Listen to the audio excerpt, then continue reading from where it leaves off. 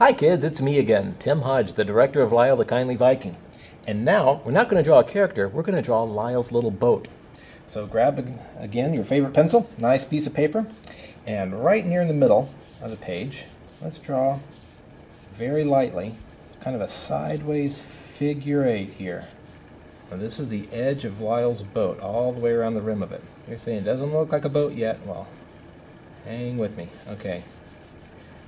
Then from here, let's draw the sides down like this. They are starting to feel more like a boat now, isn't it? Now all the Viking boats had this mast, this figurehead that came right off the bow. And this piece of wood that ran along the bottom of the boat, or the keel, this big beam, and we're going to draw two sides of it here. So there's the side, and here's the front.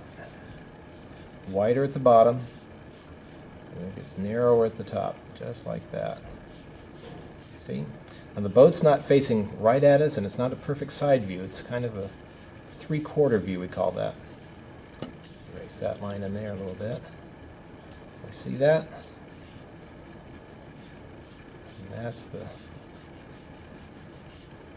will be the figurehead. Now the head itself, well, these Viking boats lots of times had this, like an animal head carved in the top.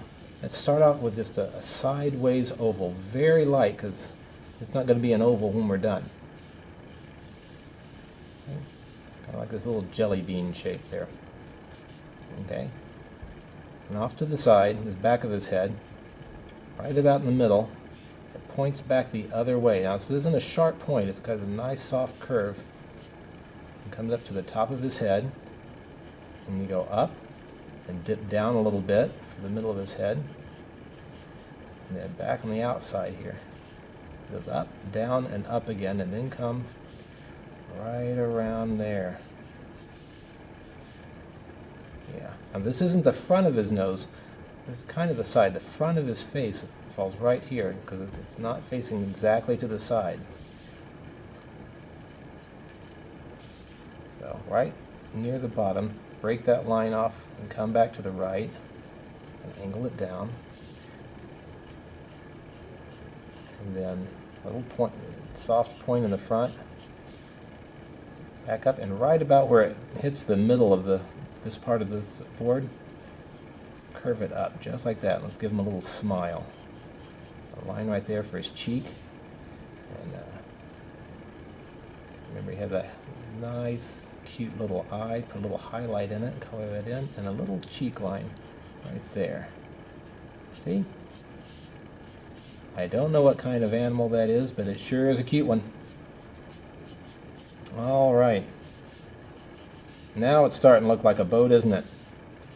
Okay, now the next thing Lyle needs in his boat is a place to sit, which is a nice plank, a little board right here in the middle. So we'll draw a straight line angled up, kind of parallel with the side of his boat here. And off to the side, coming over this way. Just like that. Just a nice, simple, flat plank. Not very comfortable, but it does its purpose.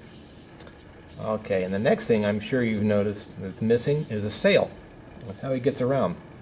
So first, you need to draw his mast. That's the big stick that the sail's attached to. Draw a pretty straight line, not about twice as tall as the head here. See how tall it is? And for the part of the mast where the sail attaches, is cross it like a big letter T. Now the sail itself, let's make it full of wind.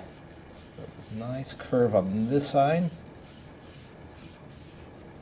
and curving on this side. Now we can't draw, let's not draw over the head there, because it goes behind the head. And then the bottom of the sail, bring the line angled down the other way. See how this angles up?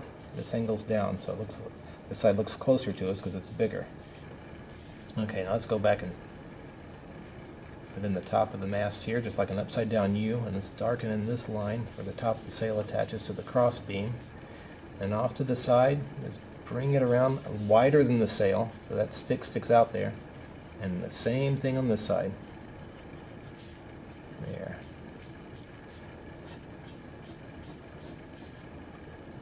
Yeah.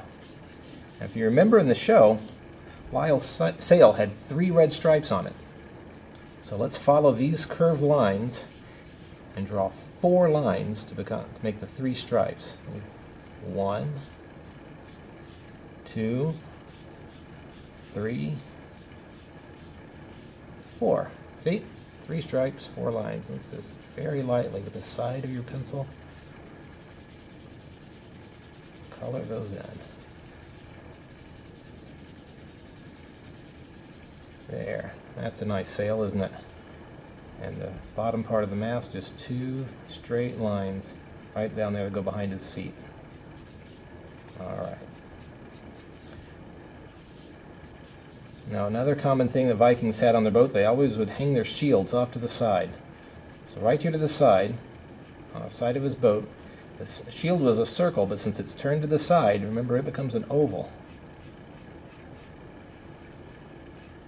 So right on the side of his boat, hanging his shield, 1 oval. Inside that put another one, and a little one in the middle. Kind of like a target on its side. And we're in here, we'll draw the back of the other one, just like half a circle, or half an oval. Shade that in just a little bit. There. There's the back of the boat. Now I didn't draw the bottom of the boat, because we're going to have it sitting in water. So just draw the water line here.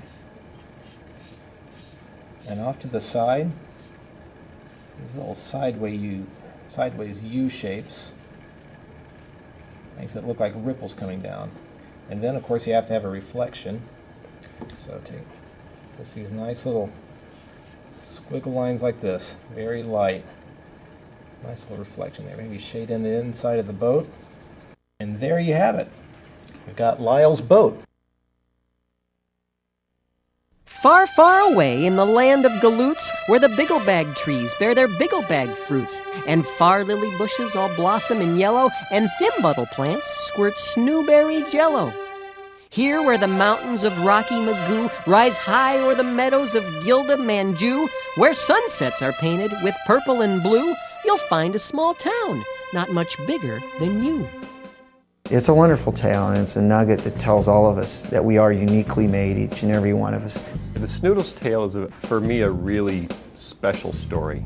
I had this picture in my head of this little parable that I wanted to craft in this little world. And the goal was not just, how would Phil tell that story, but the goal was, how would Dr. Seuss tell that story? This was a story where it was more about the message. Kids come into the world and they want to do everything, and they think they can do everything, because no one has told them they can't. But then as they grow, eventually peers come into the picture. And when peers come into the picture, the messages they've gotten back have changed as they go to other people and ask the question, what did I look like when I did that? That instead of, that was great, that was wonderful, you look beautiful. The messages all of a sudden as you get older start to change to, you know what, you look silly when you did that, or you looked foolish when you did that. But ultimately, we can't draw our self-image from our peers.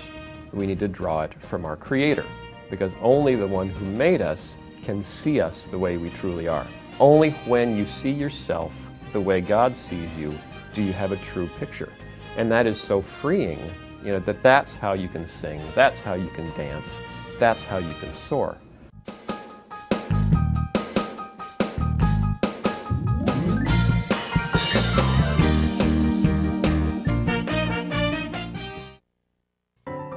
Well, right now, we're working on a really fun story. It's called The Sumo of the Opera. And it's basically if you took the Mikado and Rocky and maybe tossed in a little WWF. If you want to know who we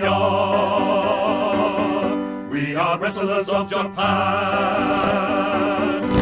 Larry the Cucumber plays a sumo wrestler named the Italian Scallion. That's no clown, it's his sparring partner, the Italian Scallion. And that's his introduction. In each of our shows, we have what we call a nugget of truth, and it's a biblical value that we hope kids will pull out of the lesson. And in the Sumo of the Opera, the lesson is perseverance. You never finish anything, unless it's a punchline. There's actually 3 stories in this. The Sumo of the Opera is the main story, and then we have a little silent film called Going Up, which is kind of a takeoff on the Three Stooges. And then we have a completely new story, which is told in a new segment we have called Lutfi's Fanciful Flannel Graph. And Lutfi is a sock puppet that's done by Khalil, the caterpillar. And we've got all these 3 stories plus a silly song, Schoolhouse Polka. Larry has an accordion and a lesson to teach about vocabulary, but all done in polka style, so it's really kind of fun. It's hilarious, and I think it's one of the best things we've ever done.